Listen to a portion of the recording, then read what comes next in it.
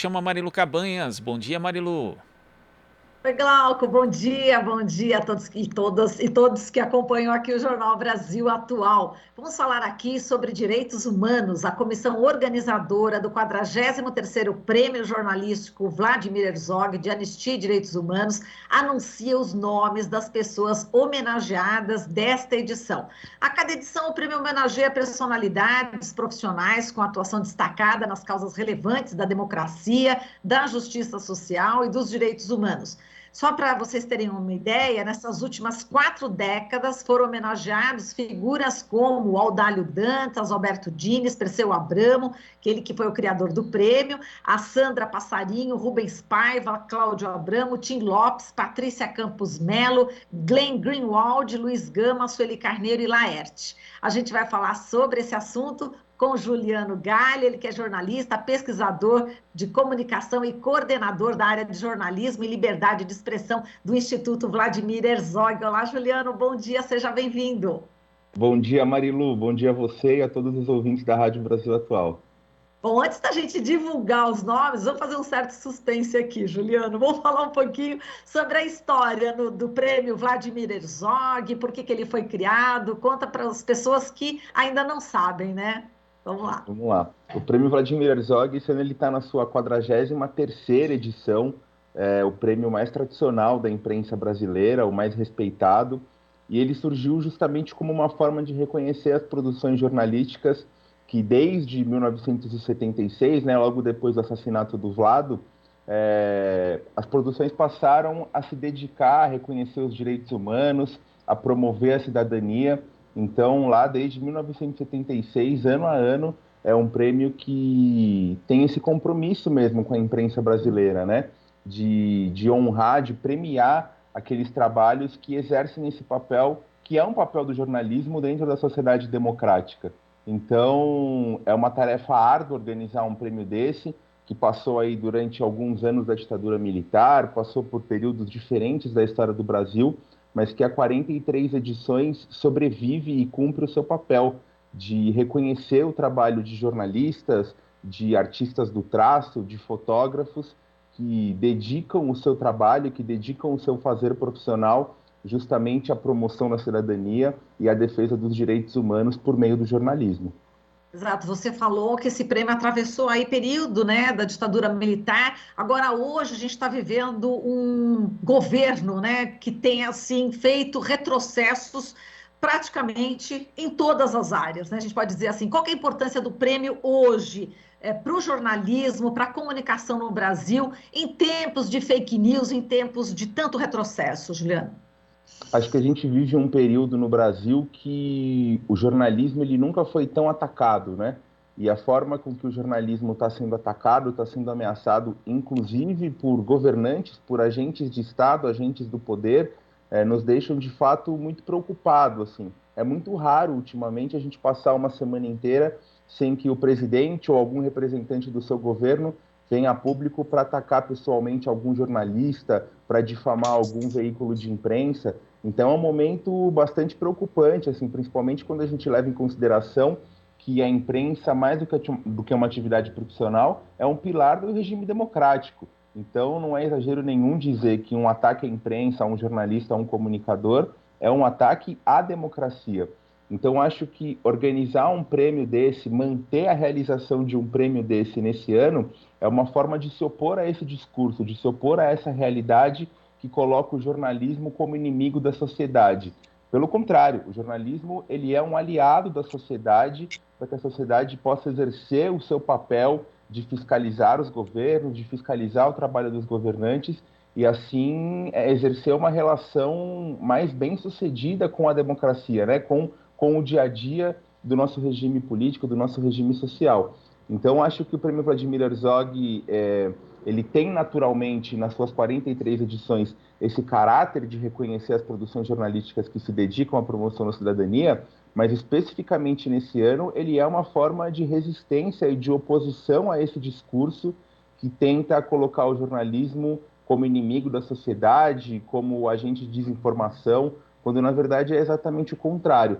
O jornalismo ele tem um papel absolutamente fundamental, especialmente quando ele se dedica a tratar desses temas tão caros para todos nós que nos preocupamos com a justiça social, com a desigualdade.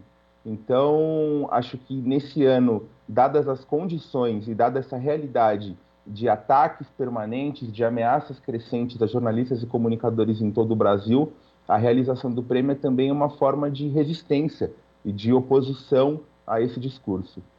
Exato. Juliano, explica como é que são realizadas as avaliações, né, das produções jornalísticas. A gente sempre teve curiosidade, né? Eu já tive a honra de receber alguns prêmios do Vladimir Herzog e a gente sempre ficava pensando, nossa, como é que é composto o júri? Como é que são os critérios de avaliação? Explica para a gente o que tem aí nos bastidores e que agora também se torna público também, não é isso? Exatamente. O prêmio Vladimir Herzog ele tem essa característica, que é uma característica muito importante, principalmente para jornalistas e artistas do traço que se inscrevem nessa premiação, que é de todos os materiais que são inscritos, e tem anos que a gente passa de 1.000 inscrições, esse ano a gente bateu ali perto de 800, todos os materiais são analisados por um júri técnico. Então, são dezenas mesmo de jurados que se dividem ali, mas que têm o compromisso de analisar todas as produções que são inscritas. Então, todas as charges, todas as fotografias e todos os textos, os áudios, os vídeos, enfim, todo o material inscrito, ele é observado por um especialista, por um júri técnico. Essa pessoa, ela faz um parecer, ela dá algumas notas em algumas categorias que são ali pré-determinadas pela organização do prêmio, como objetividade jornalística, criatividade da pauta, a própria realização, se ela foi feita de acordo com o que era pretendido, porque além da inscrição, quem se inscreve no prêmio também envia uma espécie de resumo executivo de como foi a construção daquela pauta, de como foi a realização da reportagem. Então, tudo isso é avaliado por um júri técnico. Essa é a primeira etapa de avaliação.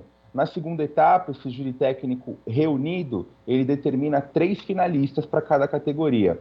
E a partir desses finalistas, a comissão organizadora do prêmio, hoje composta por 14 organizações, ela realiza uma sessão aberta, que vai ser transmitida pelas redes sociais, pelo YouTube, no dia 16 de outubro.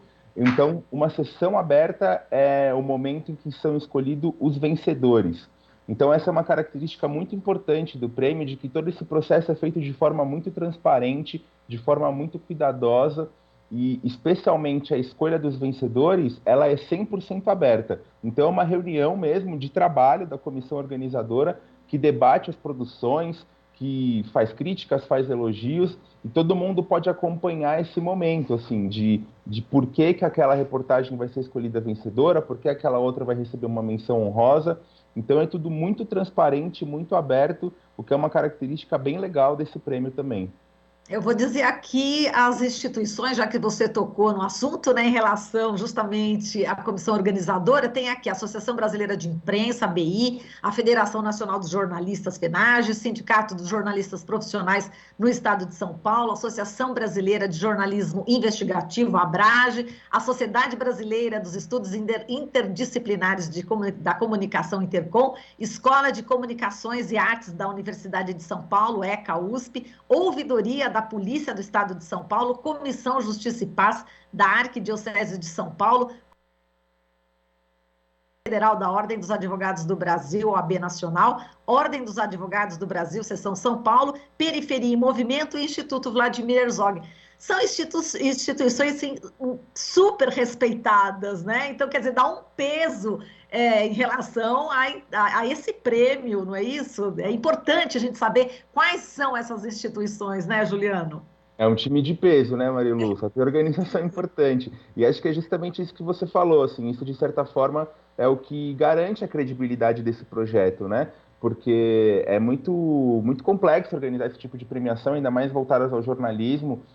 Os critérios, eles são sempre relativos, eles não são necessariamente objetivos, mas acho que o fato de todo esse processo ser conduzido por uma comissão formada por essas organizações que você falou, é justamente o que garante a credibilidade do prêmio, o que faz com que ele tenha importância e que essa importância seja reconhecida, que é a coisa mais importante dele, pelos profissionais da imprensa, né? Então a gente percebe no dia a dia, você já teve esse prazer de ganhar um prêmio Vladimir Herzog, mas a gente percebe o quanto que os profissionais se sentem de fato honrados em receber essa premiação, ainda que ela não tenha nenhuma premiação em dinheiro, né? Mas a honra de receber esse prêmio, pela credibilidade, pela importância histórica que ele tem, está certamente ligada à composição dessa comissão organizadora.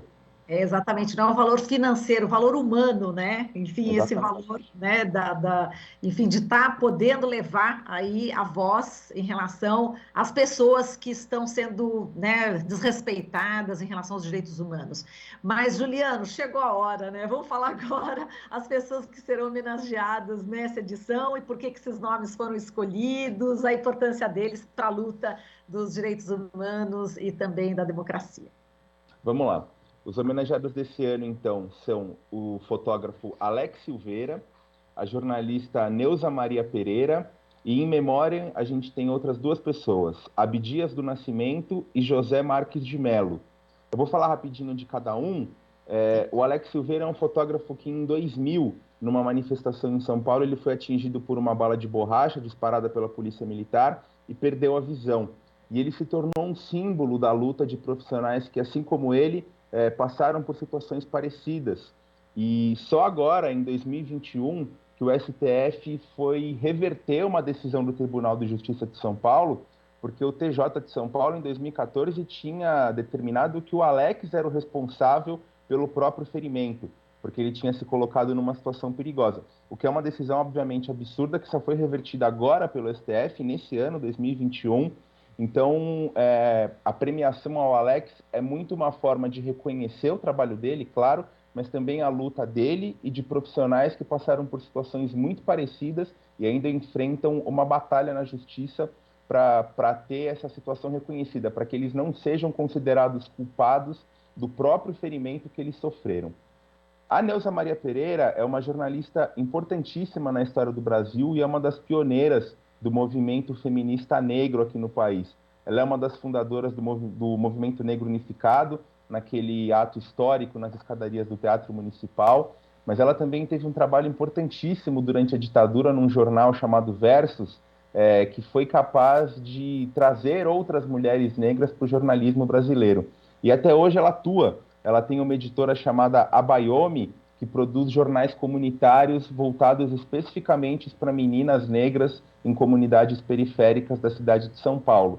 Então, além de ser uma personagem histórica por tudo que ela fez, ela continua fazendo história, continua fazendo jornalismo de muita qualidade e que tem essa preocupação, né, de incluir meninas negras da periferia nessa lógica de produção e consumo do jornalismo. Os dois homenageados em memória, bom, o primeiro é o Abdias do Nascimento, que é um ativista histórico do Brasil, dos direitos civis, dos direitos humanos e também da luta contra o racismo. O Abdias também é um dos fundadores do Movimento Negro Unificado, do MNU, e ele tem todo um reconhecimento em universidades e organizações do Brasil, mas também fora do Brasil. Em 2010, ele chegou, inclusive, a ser indicado para o Prêmio Nobel da Paz, justamente por essa luta que ele travou a vida inteira contra o racismo. Então, é uma forma de reconhecer toda a história do Abdias, mas também de trazer um pouco do que ele fez em vida, que era promover um jornalismo comprometido com essas causas antirracistas. E, por fim, o professor José Marques de Mello, que faleceu em 2018, ele é certamente uma das maiores referências do país nos trabalhos de pesquisa de comunicação nas universidades brasileiras. Para você ter uma ideia, ele é um dos fundadores do Departamento de Jornalismo da Unicamp, é um dos fundadores do Centro de Pesquisa em Comunicação da Casper Libero e um dos fundadores da Escola de Comunicações e Artes da USP. Então, três das principais universidades brasileiras, universidades de comunicação, ele teve diretamente ligado à existência delas. Ele também teve uma história de luta contra a ditadura. Ele chegou a ser proibido de dar aula na USP em determinado período da ditadura, só voltou alguns anos depois, quando foi anistiado, e até o fim da vida ele contribuiu muito com as pesquisas em comunicação, com as pesquisas do jornalismo. Então, acho que esse grupo, né, de 4 homenageados, além de reconhecer o trabalho jornalístico deles, acho que essa escolha ela também reflete o quanto que o jornalismo ele vai além da sua própria atividade profissional e de quanto que ele é capaz, pela história dessas 4 pessoas, de promover efetivamente avanços sociais, avanço na cidadania, e acho que a escolha desses 4 personagens tem muito a ver com isso. Nossa, perfeito, escolhas importantíssimas. E Juliano, vamos lá, agora só para encerrar, quando é que vão ser anunciados aí os finalistas, os vencedores, vencedoras do prêmio Vladimir Herzog, e como é que vai ser também a cerimônia, né, de premiação? A gente está ainda, né, na pandemia, como é que vai ser?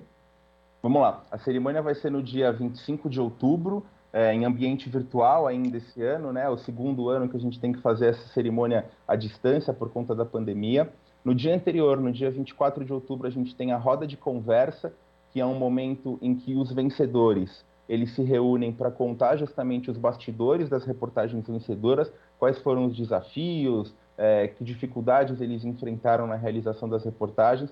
Então, a roda de conversa acontece no dia 24 de outubro. E no dia 16 de outubro, tem a sessão pública que eu mencionei aqui com você, que é a sessão pública de escolha dos vencedores. É o momento em que as organizações se reúnem para debater as produções finalistas e escolher quem que vai ser o vencedor, quem que vai ser a menção honrosa. Isso tudo é feito numa cerimônia aberta, que todo mundo pode acompanhar as discussões, que sempre, mais do que a escolha dos vencedores, é um debate sobre jornalismo, sobre as produções jornalísticas daquele ano, que certamente representam um retrato de como foi o jornalismo nesse ano tão importante, tão emblemático e que certamente vai ficar na história do nosso país. Com certeza. E viva Vladimir Herzog presente, sempre inspirando a gente, né, Juliano? É isso aí, Marilu, sempre. Isso, olha, um forte abraço para você, Juliano, muito obrigada. E, bom, e um excelente prêmio Vladimir Herzog. A gente sempre se emociona demais, né, com essas cerimônias e sempre a gente consegue sempre se renovar, né? A cada ano, a cada premiação, a gente participando do prêmio, a gente sente que é muito importante mesmo a nossa profissão e a profissão dos chargistas, enfim, pessoas técnicos, todos que trabalham aí na comunicação e nas artes, viu, Juliano? Um forte abraço para você, obrigada. Muito obrigado, Marilu. Conto com a sua audiência e de todos os ouvintes da Rádio Brasil Atual no prêmio no dia 25 de outubro. Um grande abraço. Beijo, até mais, Juliano. A gente falou aqui com o Juliano Galha, ele que é jornalista, pesquisador da comunicação e coordenador da área de jornalismo e liberdade de expressão do Instituto Vladimir Herzog. Você está ouvindo Jornal Brasil Atual. As notícias que os outros não dão.